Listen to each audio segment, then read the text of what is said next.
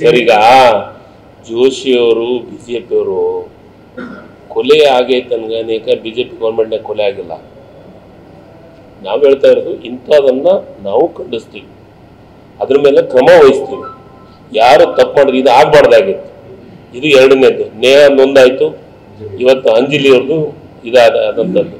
ಇದು ನಿಜವಾಗಲೂ ಎಲ್ಲ ಹೆಣ್ಮಕ್ಳು ಎತ್ತಂಥವ್ರಿಗೆ ಕಷ್ಟದ ಕೆಲಸ.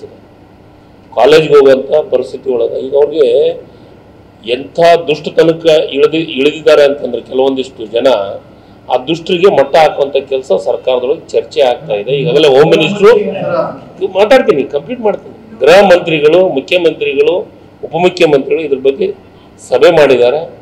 ಅದ್ರ ಬಗ್ಗೆ ಭಾಳ ಡೀಪಾಗಿ ಚರ್ಚೆಗಳಾಗಿದ್ದಾವೆ. ಅದು ಹುಬ್ಬಳ್ಳಿ ಧಾರವಾಡದೊಳಗೆ ಹೆಚ್ಚು ಇಂಥ ಕೆಲಸ ಕಾರ್ಯಗಳಾಗ್ತಾ ಇದ್ದಾವೆ. ಇದಕ್ಕೆ ಗುರುತಿಸಿ ಮಟ್ಟ ಹಾಕಂತ ಕೆಲಸ ಮಾಡ್ತೀವಿ. ಯಾವುದೇ ಕಾರಣಕ್ಕೂ ಇಂಥ ಕೃತ್ಯಗಳನ್ನು ಸರ್ಕಾರ ಆಗಲಿ ನಾವಾಗಲಿ ಸಹಿಸ್ಕೊಳ್ಳೋಂಥ ಪ್ರಶ್ನೆ ಇಲ್ಲ.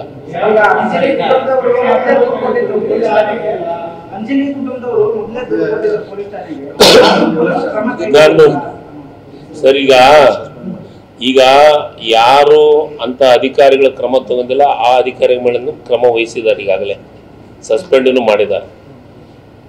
ಸುಮ್ಮ ಬಿಡಕ್ಕಂತೂ ಆಗೋದಿಲ್ಲ. ಸರ್ಕಾರ ಭಾಳ ಚೆನ್ನಾಗಿ ಕೆಲಸವನ್ನು ನಿರ್ವಹಣೆ ಮಾಡ್ತಾ ಇದ್ವಿ. ಹಿಂದೆ BJP ಸರ್ಕಾರದೊಳಗೆ ಈ ಕೊಲೆ ಆಗಲಿ ರೇಪ್ಗಳಲ್ಲಿ ಆಗಿಲ್ಲ.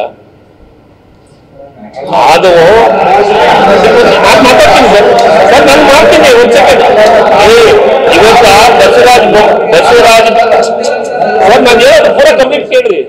ಬಸವರಾಜ ಬೊಮ್ಮಾಯಿಯವರು ಇವತ್ತು ಸ್ಟೇಟ್ಮೆಂಟ್ ಮಾಡಿದ್ದಾರೆ ಅದ್ರ ಬಗ್ಗೆ. ಅದಕ್ಕೆ ಹೇಳ್ತಾ ಇದ್ದೀನಿ, ಬಸವರಾಜ ಬೊಮ್ಮಾಯಿಯವರು ಮುಖ್ಯಮಂತ್ರಿಗಳಿದ್ರಲ್ಲ, ಇದು ಇಂಥ ದುಷ್ಟರು ಇದ್ದೇ ಇರ್ತಾರ. ಅವ್ರ ಮಟ್ಟ ಹಾಕೋ ಕೆಲಸ ಸರ್ಕಾರ ಮಾಡೇ ಮಾಡುತ್ತೆ. ಅವ್ರ ಕಾಲದಾಗೂ ಆಗ್ಯಾವಂತಂದ್ರೆ ಅದು ಒಳ್ಳೇದಂತ ನಾನು ಸಮರ್ಥನೆ ಮಾಡ್ಕೊಳಕತ್ತಿಲ್ಲ. ಎಂತಿಂಥ ಕಾಲದಾಗ ಆಗ್ತಾವ ಅಂಥವ್ರನ್ನ ಹಿಡಿದು ಮಟ್ಟ ಹಾಕುವಂಥ ಕೆಲಸ ಆಗ್ತಾ ಇದೆ.